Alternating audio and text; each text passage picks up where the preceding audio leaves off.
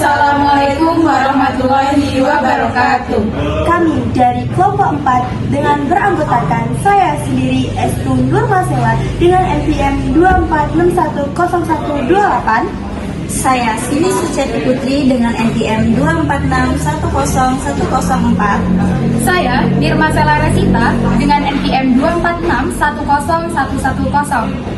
Dan saya Yen Apriadi dengan NPM 24610120. Saya Anjeli Gita Linda dengan NPM 24610091. Baiklah, di sini saya akan menjelaskan mengenai pengertian produktivitas. Produktivitas merupakan salah satu konsep penting dalam dunia kerja, ekonomi, dan manajemen yang mencerminkan tingkat efisiensi serta efektivitas penggunaan sumber daya yang menghasilkan output tertentu. Secara umum, produktivitas dapat didefinisikan sebagai hasil pertimbangan antara hasil yang dicapai yaitu output dengan jumlah sumber daya yang digunakan yaitu input. Sebagian besar hasil yang diperoleh dengan sumber daya yang sama atau lebih sedikit, maka semakin tinggi tingkat produktivitasnya. Selain itu, produktivitas memiliki dimensi yang lebih luas daripada sekedar hasil kerja. Produktivitas juga mencakup kualitas hasil, kecepatan proses, biaya yang dikeluarkan, serta kemampuan beradaptasi terhadap perubahan lingkungan. Dalam konteks ketenagakerjaan, misalnya, produktivitas tidak hanya diukur dari jumlah barang yang dihasilkan, tetapi juga dari tingkat keahlian, inovasi, dan kreatif yang diterapkan dalam menyelesaikan pekerjaan. Oleh karena itu, meningkatkan produktivitas memerlukan pendekatan yang holistik, tidak hanya dengan menambah jumlah tenaga kerja atau jam kerja, tetapi juga melalui perbaikan sistem, teknologi, dan manajemen. Itu adalah merupakan pengertian dari produktivitas. Semoga setelah ini teman-teman bisa paham mengenai produktivitas.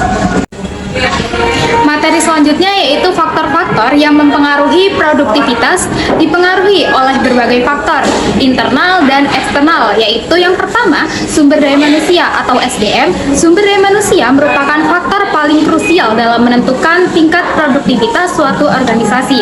SDM yang memiliki pendidikan dan pelatihan yang baik mampu memahami tugas dengan lebih cepat, mengoperasikan teknologi secara efektif, serta mengambil keputusan yang tepat dalam menghadapi tantangan di tempat kerja. Hal ini menjadikan peningkatan kualitas SDM sebagai investasi jangka panjang bagi organisasi.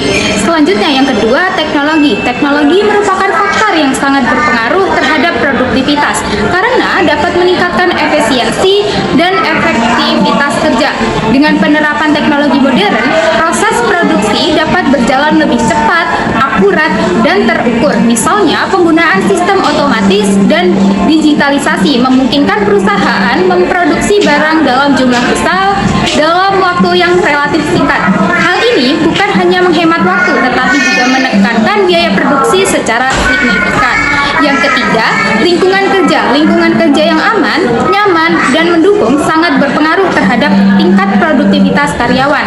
Kondisi fisik tempat kerja seperti pencahayaan, ventilasi, kebersihan, dan keamanan dapat mempengaruhi fokus dan konsentrasi pekerja. Ketika karyawan merasa nyaman, mereka dapat bekerja lebih tenang dan berkonsentrasi penuh dalam menyelesaikan tugas-tugasnya. Sebaliknya, lingkungan kerja yang tidak memadai dapat menimbulkan kelelahan, stres, bahkan meningkatkan risiko kecelakaan kerja. Selanjutnya yang keempat, manajemen dan kepemimpinan. Manajemen dan kepemimpinan memegang peranan penting dalam mengarahkan jalannya organisasi menuju pencapaian tujuan. Kepemimpinan yang efektif bukan hanya sekedar memberikan instruksi, tetapi juga menggerakkan, memotivasi, dan menginspirasi tim. Hal ini akan menciptakan koordinasi kerja yang lebih baik serta meningkatkan produktivitas tim secara keseluruhan. Selanjutnya yang kelima, sarana dan prasarana. Untuk sarana dan prasarana merupakan penunjangan utama dalam kelancaran aktivitas kerja. Ketersediaan fasilitas kerja yang memadai seperti peralatan, mesin, ruang kerja yang ergonomis, hingga akses teknologi informasi akan sangat mempengaruhi kelancaran proses kerja. kerja.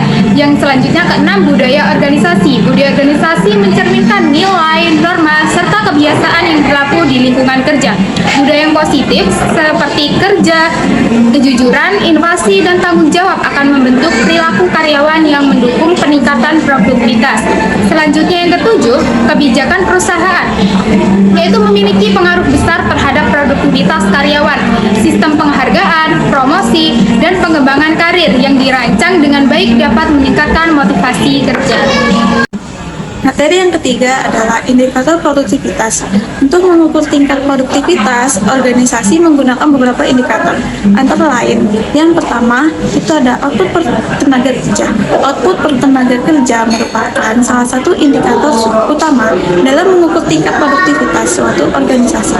Indikator ini mengukur jumlah produk atau jasa yang dihasilkan oleh setiap karyawan dalam periode tertentu. Semakin tinggi output yang dapat dihasilkan oleh seseorang karyawan, maka semakin tinggi pula tingkat produktivitasnya. Nah, yang kedua itu ada output per jam kerja. Output per jam kerja adalah indikator yang mengukur jumlah produk atau jasa yang dihasilkan dalam suatu waktu tertentu. Indikator ini penting karena menunjukkan beberapa efisien tenaga kerja dalam memanfaatkan waktu kerja. Semakin besar output yang dihasilkan per jam, semakin produktif pula tenaga kerja tersebut. Nah, yang ketiga ada efisien penggunaan bahan. Efisien penggunaan bahan mengukur perbandingan antara jumlah bahan baku yang digunakan dengan jumlah produk yang dihasilkan. Indikator ini penting untuk mengetahui sejauh mana perusahaan yang mengoptimalkan pemakaian sumber daya dalam proses produksi. Semakin dikit bahan yang digunakan untuk menghasilkan produk dalam jumlah tertentu, semakin tinggi efisien yang dicapai dan produktivitas pun meningkat. Nah, yang keempat itu adalah kualitas hasil kerja. Kualitas hasil kerja mengacu pada tingkat kesesuaian produk atau jasa yang dihasilkan dengan standar kualitas yang telah ditetapkan. Produktivitas tidak hanya diukur dalam jumlah output, tapi juga dari mutu hasil kerja. Produk yang kualitas tinggi menunjukkan bahwa proses produksi dilakukan dengan baik, efisien, dan sesuai dengan kebutuhan pemakai. Baik, kita akan membahas tentang materi upaya peningkatan produktivitas.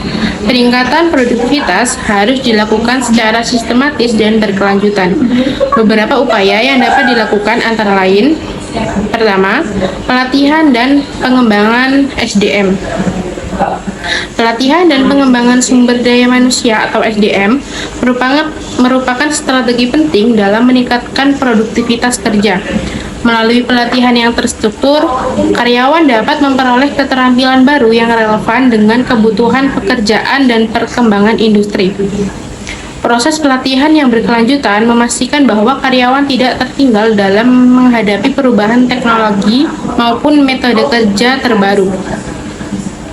Yang kedua, peningkatan motivasi. Motivasi merupakan faktor psikologis yang sangat berpengaruh terhadap tingkat produktivitas karyawan. Peningkatan motivasi dapat dilakukan melalui berbagai cara, seperti pemberian insentif, bonus, penghargaan, dan kesempatan promosi.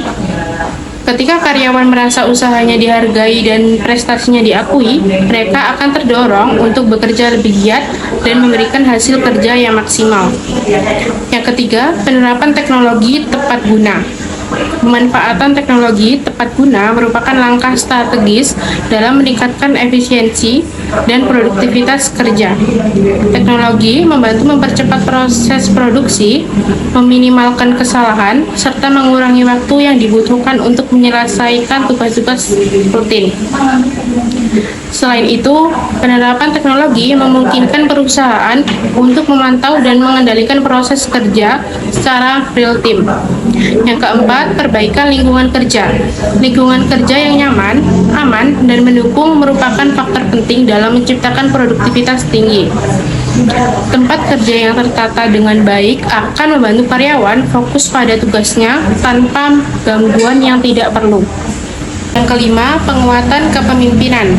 Kepemimpinan yang efektif memiliki peran besar dalam mengarahkan tim menuju produktivitas yang tinggi.